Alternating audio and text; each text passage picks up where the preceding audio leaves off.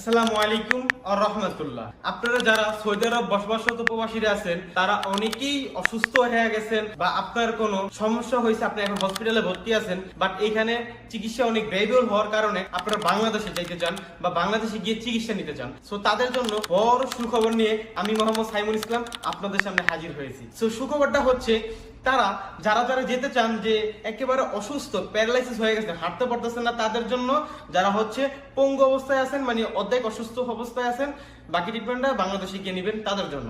23 সালে একটা ঘটনা ঘটছে। ঘটনাটা হচ্ছে যে একজন অসুস্থ যাত্রীর কারণে প্লেন ল্যান্ডিং করতে হয়েছে কাতারে।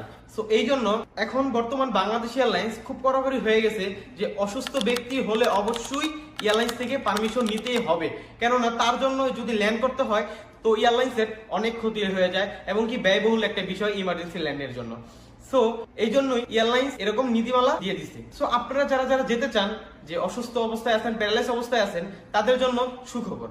কেননা আমাদের মাধ্যমে যদি আপনি কন্ট্যাক্ট করেন আপনার কোনো সমস্যা হবে না, কোনো ডক্টরি অ্যাপয়েন্টমেন্ট নিতে হবে না, সবকিছু আমরা করে দেবো। আপনার কোনো একেবারে A to Z সম্পূর্ণ কাজ আমরা করে দেবো। আপনি শুধু যাবেন আর হচ্ছে বাংলাদেশে গিয়ে পৌঁছাবেন, আর আপনার কোনো কাজ নেই। বা বোর্ডিং পাস করবেন, আপনার সাথে যিনি যাবে তারা বোর্ডিং পাস করবে। আর হ্যাঁ, যদি গুরুতর অসুস্থ হয়ে থাকে সে, তার জন্য যদি প্যারালাইজ উনি বসতেও পারে না, ওনার সাথে তো একদিন যাবি, তার সঙ্গে সঙ্গেও এই সৌদি থেকে একজন নার্স পাঠাবে ওনার দেখভাল করার জন্য। পুরো এয়ারলাইন্স যে জার্নিটা আছে ওই জার্নির সঙ্গে থাকবে। সো এই জন্যই হচ্ছে আপনারা আমাদের সাথে কন্ট্যাক্ট করেন, যাদের যাদের এরকম অবস্থায় আছে সৌদি থেকে, জেদ্দা থেকে, রিয়াদ থেকে, তারা আমাদের সাথে কন্ট্যাক্ট করতে পারেন।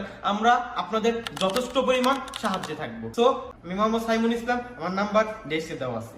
ভালো থাকেন, আসসালামু আলাইকুম।